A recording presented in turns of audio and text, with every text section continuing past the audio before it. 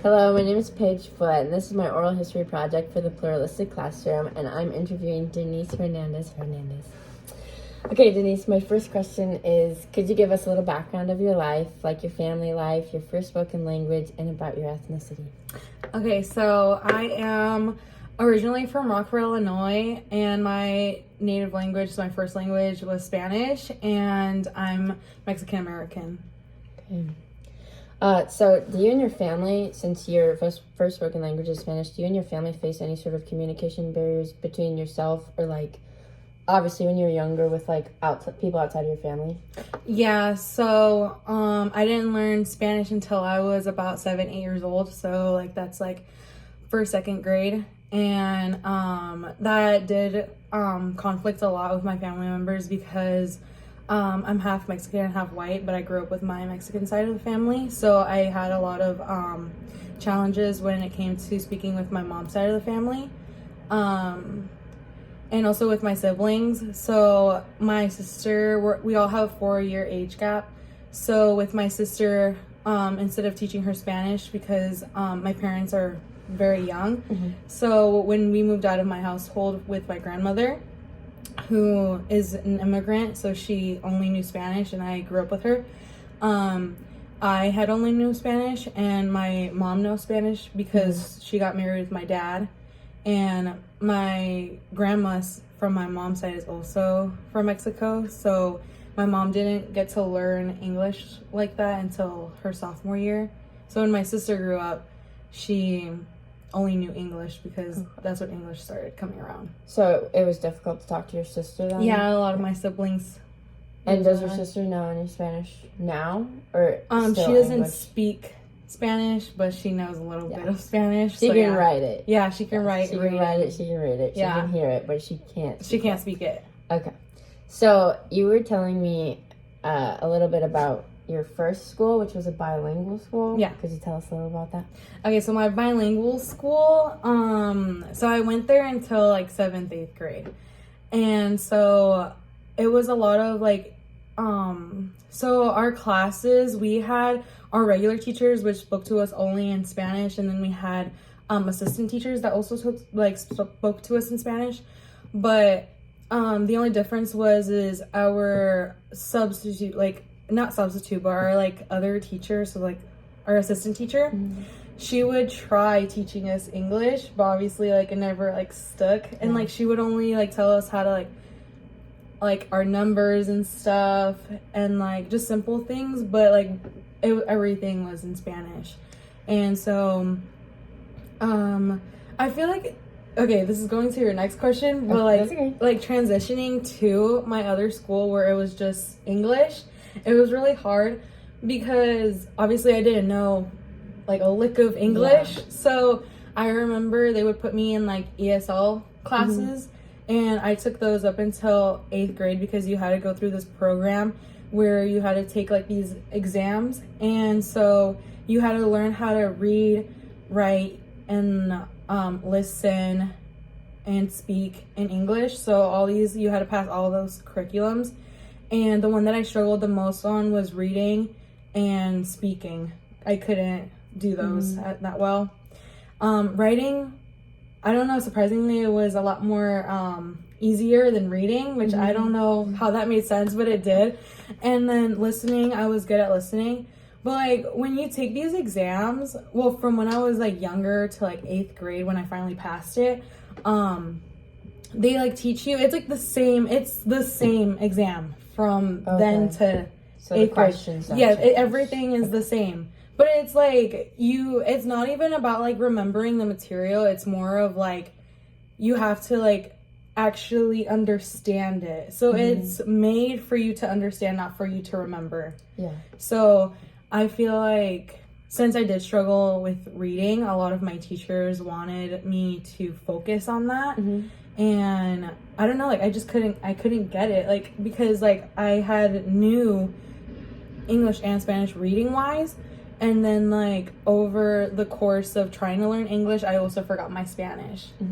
So it was like it's hard to balance between the two. So did you have like teachers like literally teaching you this, or was it like all like online? Like, were they like actively helping you, or was it like online resources that maybe weren't so helpful all the time? Yeah, so when I was in those classes, like we would have like our regular classes and everything. So like we would all be in the classroom, but then I would get taken from a period of time, like before going home, like around, because my elementary school, we got out like at 2:30 or 3 around there. So then before, like an hour or two before, they would take me out of the classroom and we would go and we would like read.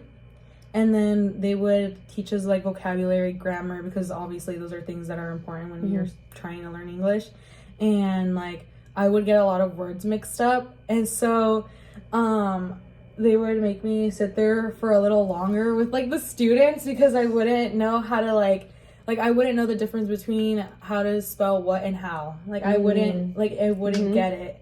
Or like I wouldn't know words like synonym, and I wouldn't know words that like if it had too many vowels in one word, I wouldn't get it. And so they would focus more on that. And then obviously like my reading, they would make me go in and like try and read books to them and stuff like that. So yeah. So up until 8th grade, you were in your bilingual school. Yeah. And so what like caused your move to public school, and how did you like adapt to that?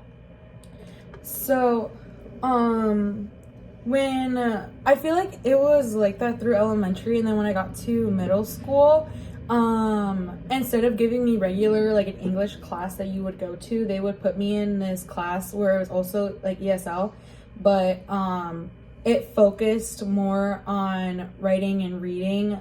Not like, I don't know how to explain it, but it was like, it's like your regular English class, but it's like, it's way easier for you, because like they would make you like read passages out loud, but like a lot of the students in there, like they were Arabic, they were of other, you know, ethnicities, and so we would kind of do more like cultural things. So like we would read passages that were more of like Arabic or like Hebrew and stuff like that for like the students who did understand those. And we would like read those out loud, and it was more of like a cultural type of learning than it was like, oh, this is just English. You know what I mean? Yeah. Yeah, that's, and like that also helped because like now I understand like different like religions, and like I feel like it also opens up like students not being so judgmental, because you are starting to learn like there are cultural differences between all students. And like, so that's how my school ended up helping us with that program. So like, and I mean, it did make me learn English and speak it a lot better now too. Like, I feel like you wouldn't notice that Spanish was my first language now. But yeah, like they really do teach you like a lot of like, especially with the way that you speak, I feel like they focus more on that as well. So like you would understand like directions and things in classrooms. It's interesting. Yeah. That's very cool. So like, if I was not bilingual, could I take those same classes too? Yeah, okay. You could. They open them, so like even if like you were just struggling with like anything that had to do with like reading or like even listening to instructions, like I know a lot of students, like if you're delayed, because my brother, even though he's not like, he doesn't know Spanish like that, since he's growing up in a Spanish household, he's still put under the ESL program, even though he doesn't know Spanish. And because of that, like he's also put in those classrooms. So like he only knows English, but he's still put in that program to help him. So like he's not like behind in school. Yeah, so you can. Yeah, it's an option. That would be very interesting, I feel like, as a class to take. Okay, so throughout your schooling, how did you handle any language barriers with like your teachers from other classes, or like with friends at school, or just like classmates? They're really patient with me. Like there's still some words even now that I can't pronounce. So like I feel like, I mean, you guys are really patient with me with that, and I feel like sometimes you guys don't notice that I struggle, but it's more of like not only being patient with someone that I've noticed that like really helps, but also like sometimes I don't know like how to say certain things, so then like I'll pick up the object and I'll be like, well, I don't know how to say this, but this is how you say it in Spanish, and like And I feel like the more that I learn it, and like the more that like you guys start saying these things to me, the more that I start like remembering and recognizing those objects as what you say it in English as. Yeah. So it's like one thing that I struggle with a lot is saying scissors in English, and so I say tijeras, but like the more that I say tijeras and the more that I say scissors, like I start remembering that that's scissors. You know what I mean? That's interesting. Yeah, it's like that. Like that's cool. Okay. So I just have one more question. So, with all your schooling, do you have any suggestions for teachers to help like reduce any adjustment or communication difficulties for non-English speakers? Or do you think like you had it well off?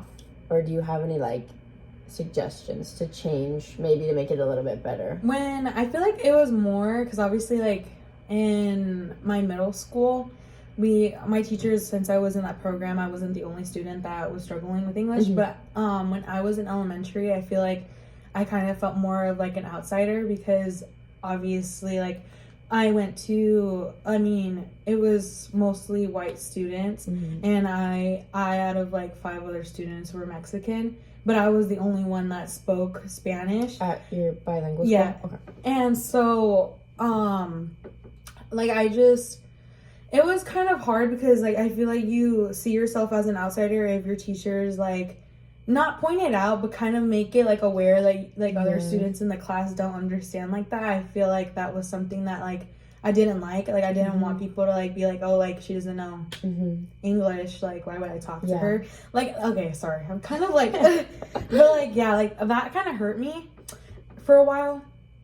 And so I feel like it's not even the fact that like teachers point it out, like they don't mean to, but like it would be nice, you know. Yeah. To recognize that other students do struggle, but like don't make it as like pointing it out, you know? Because you don't have to point it out. Yeah. Like kids can tell, but it's not something that kids like put in their own minds. Yeah. It's kind of put in their minds where they're like, oh, now I know. Now I know that student doesn't know. But it doesn't have to be. Yeah. Like that. Okay. Yeah. Well, thank you, Denise. Yep, of course. Bye, guys.